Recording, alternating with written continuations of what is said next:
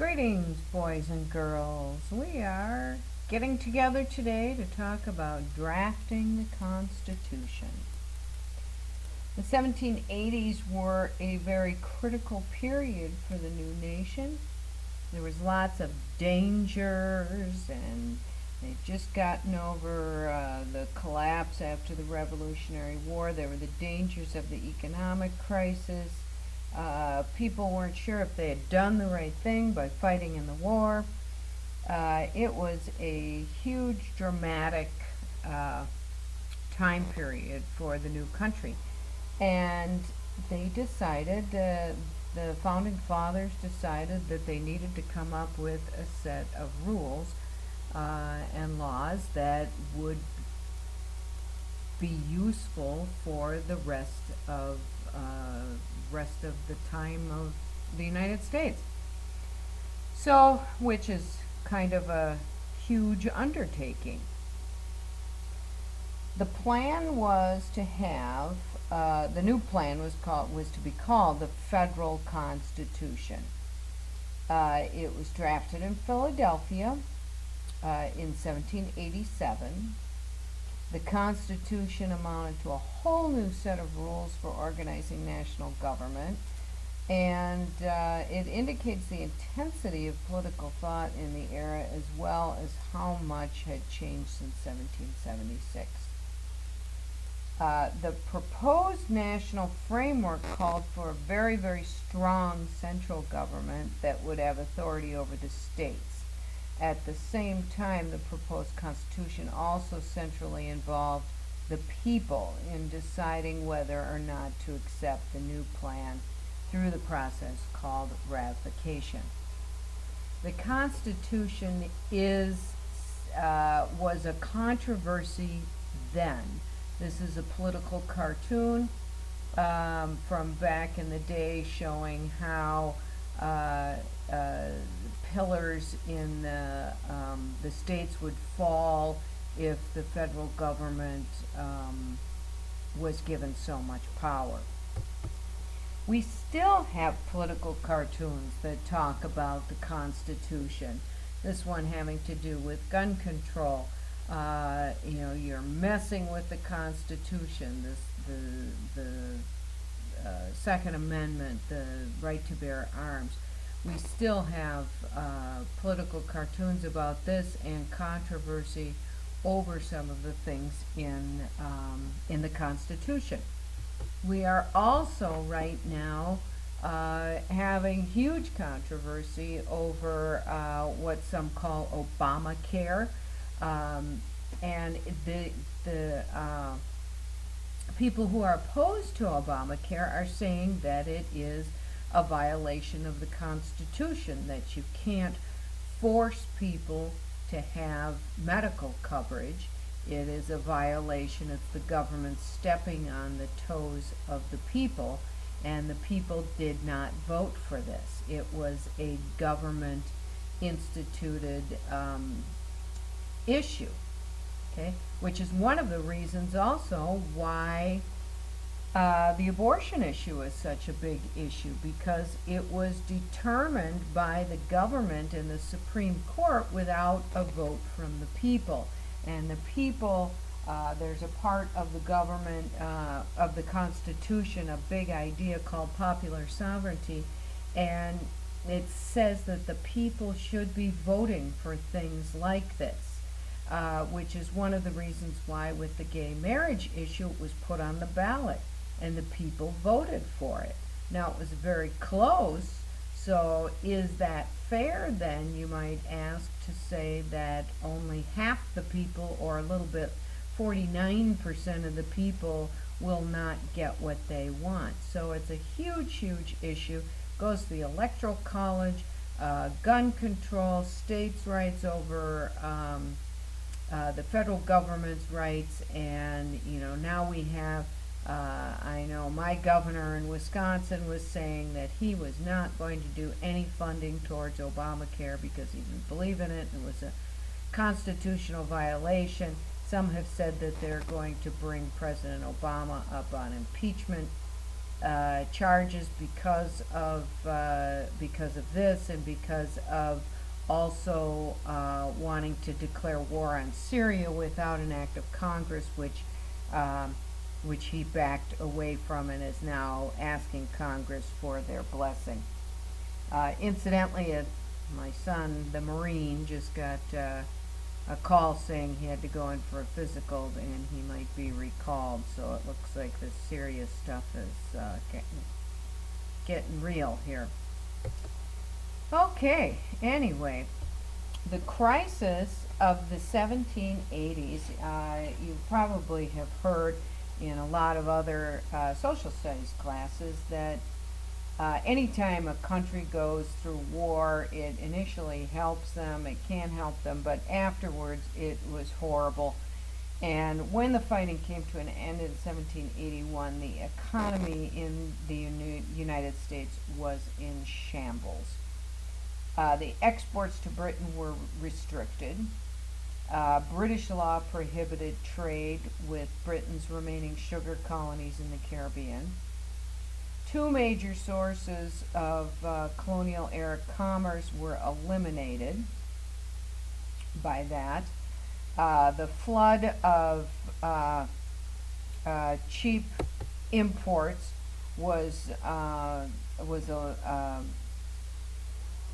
the flood of cheap imports, from Great Britain came into the United States, and the goods were much, much cheaper than the ones that were made, that were American made, which made the economy even slump worse.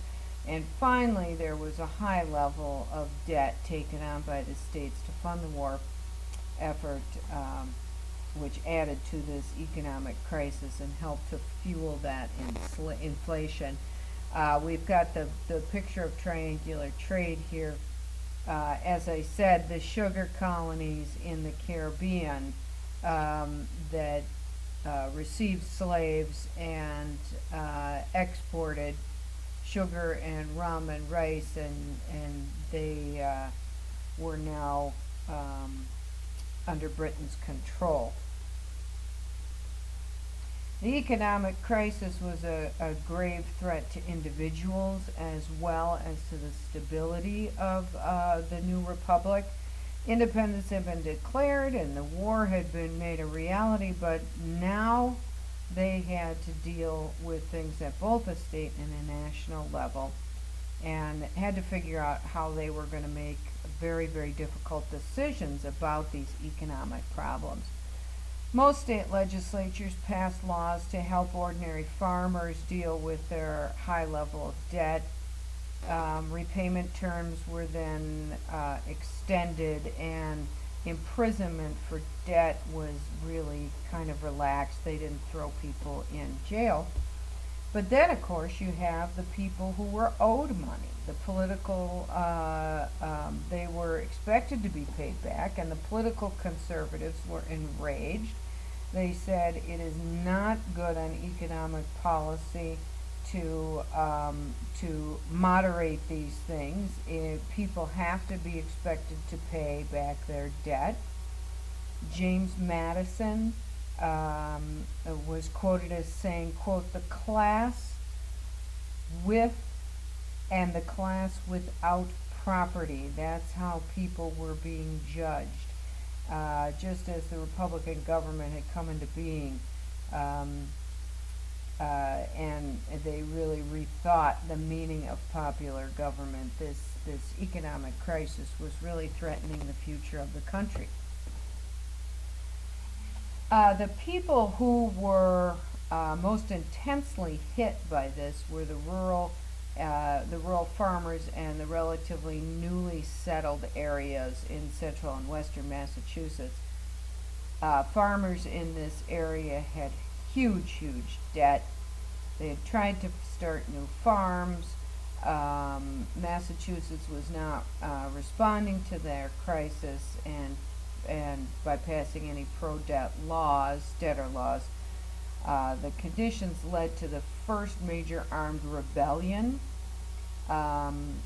Americans were resisting high taxes again, and unresponsive to the government that was far away, but this time it was Massachusetts who was angry with their Republican government in Boston. So the farmers in western Massachusetts organized a resistance to show their unrest, and they called a special meeting of people to protest the conditions, and they coordinated a very large protest about this. This led to rebels they closed the courts by force. They liberated imprisoned debtors. It soon flared up into a full-scale revolt. Daniel Shays was a former captain in the Continental Army, and he led what is now known as the Shays Rebellion. This was in 1786. So James Baldwin, the governor of Massachusetts, was obviously not involved in this group, and he organized a military force to confront them and crush the movement in 1776, 1787, or wait, 1786 to 1787, sorry. And while this particular rebellion disintegrated rather quickly, it really propelled people to figure out that they needed to do something very quickly. And so they called upon the Continental Congress to have a constitutional convention. This convention met from May 25th, 1787 to September 17th, 1787, and it was certainly not without controversy, and we'll talk about that later, as this is just an introduction. The Constitution has 6 principles, the first of which is popular sovereignty. We, the people, in order to form a more perfect union. Obviously, it means that the government can be governed if it is only if it's given permission by those who are governed by it. In other words, the people of the United States have given their government the power through the Constitution, and the government only has the power to make decisions because the people who are governed by them give them the power to do so. But if the government abuses that power, then the people have the right to overthrow it. Limited government, that explains itself in its title pretty much. Government means that the government may only do things that the people have given them the power to do. Unlike popular sovereignty, limited government is the opposite, where the people are the only source of any and all government's authority, and the government has only that authority that the people have given it. That's not too confusing. The overall theme of this principle is that the government must follow the law. All of the laws in the Constitution and the principles, and the people have the control over it. Judicial review. The power of judicial review is the power of the courts to determine whether what government does is in accord with the Constitution. The role of the judicial branch is to determine whether or not a law is constitutionally acceptable. That means that any laws that the government creates cannot break any of our constitutional rights, such as freedom of speech, freedom of religion, the right to bear arms, etc., etc.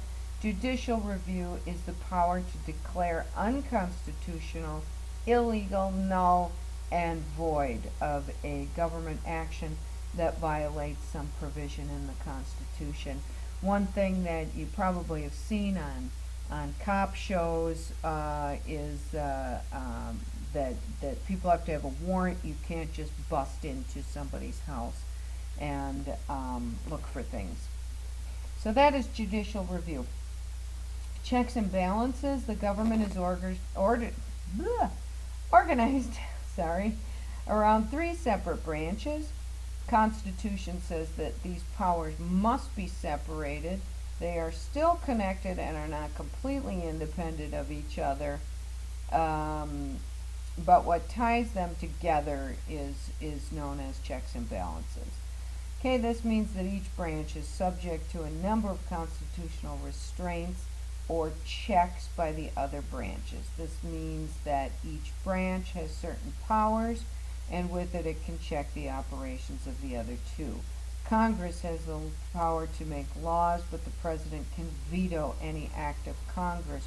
But Congress can then override the president by a vote of 2/3.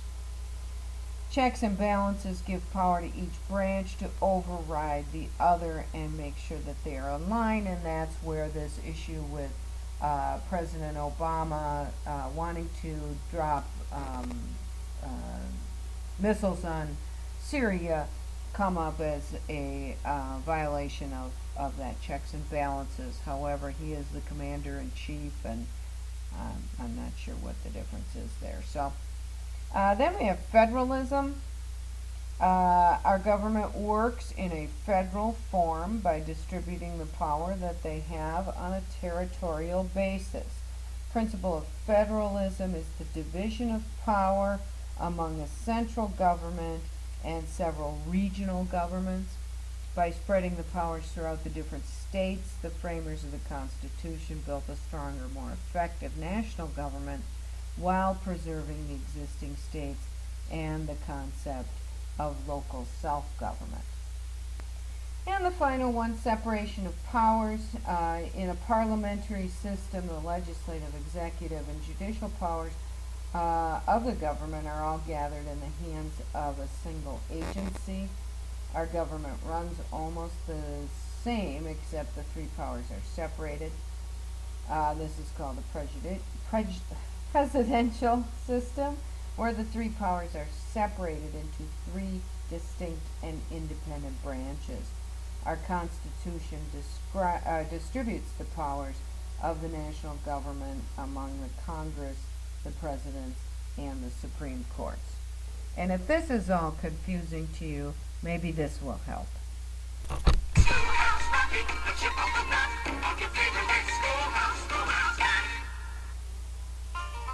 Hey, do you know about the USA? Do you know about the government?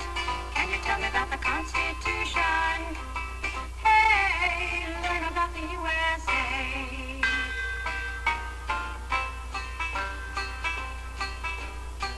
In 1787, I'm told our founding fathers did agree to write a list of principles on keeping people free. The USA was just starting out a whole brand new country, and so our people spelled it out, the things that we should be. And they put those principles down on paper and called it the Constitution. And it's been helping us run our country ever since then. The first part of the Constitution is called the Preamble and tells what those founding fathers set out to do. We the people, in order to form a more perfect union, establish justice, ensure domestic tranquility,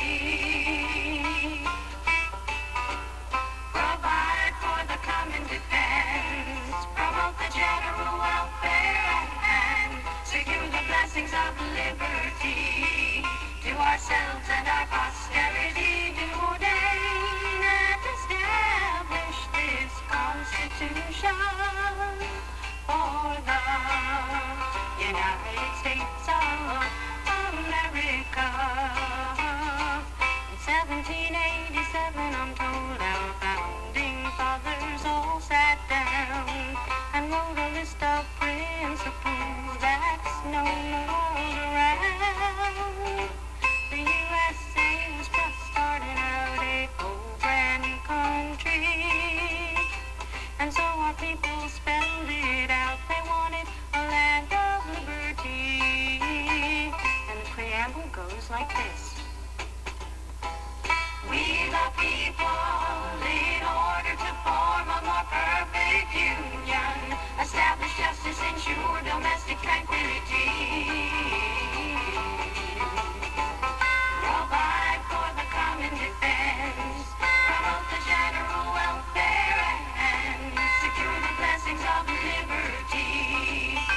ourselves and our posterity do